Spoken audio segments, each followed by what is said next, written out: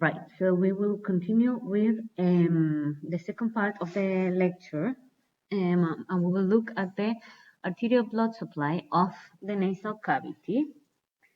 So the arterial blood supply of the medial and lateral walls is from the sphenopalatine artery, then the anterior and posterior ethmoidal arteries, and also the greater palatine artery, the septal branch of the superior labial and the lateral nasal branches of the facial artery. So the internal carotid artery will branch the ophthalmic artery, and this one will give off the anterior ethmoidal and the posterior ethmoidal artery. But the sphenopalatine will come from the maxillary artery, which is a branch of the external carotid artery. And the greater palatine artery here is a branch of the descending palatine artery, so will come from the greater palatine foramen, and the greater palatine artery is one of the branches of the maxillary artery, which is one of the terminal branches of the external carotid artery. Superior labial, which we can see here, and lateral nasal branches are branches of the facial artery, which is one of the branches of the external carotid artery. Now, on the anterior part of the nasal septum, we have this area which is rich in capillaries, and this one is known as the Kieselbach's area, or also known as the Little's area, where we have these 5 arteries that are coming together. So we have from the internal carotid artery, as we said, the anterior and posterior ethmoidal arteries, and from the external carotid artery, the sphenopalatine here, the greater palatine, and the superior labial palatine here. So these are the 5 arteries, like there will be an anastomosis here in this area that is known as the Kieselbach's area.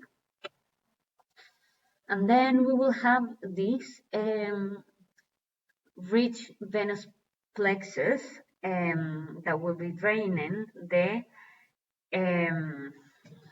or deep to the nasal mucosa into the sphenopalatine, the facial vein that will drain into the internal jugular, and also the ophthalmic vein. This vein will drain into the cavernous sinus.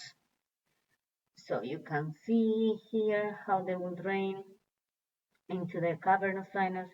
From here, they will drain, the sphenopalatine can drain as well into the pterygoid plexus, which is located in the infratemporal fossa.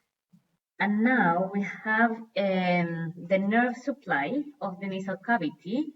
So to make it easier, we can subdivide it into like 2 halves. So the most superior and anterior part will be innervated by V1, and the posterior inferior part will be innervated by V2, or the maxillary branch of the trigeminal nerve. So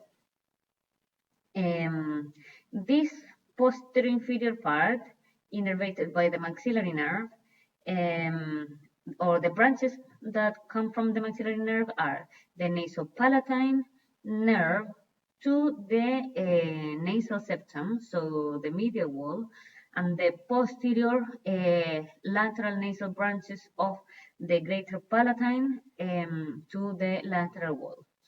And from the ophthalmic division of the trigeminal nerve that will be supplying this anterosuperior part, we will have these anterior ethmoidal nerves. So we have the anterosuperior part of the nasal mucosa here and also here.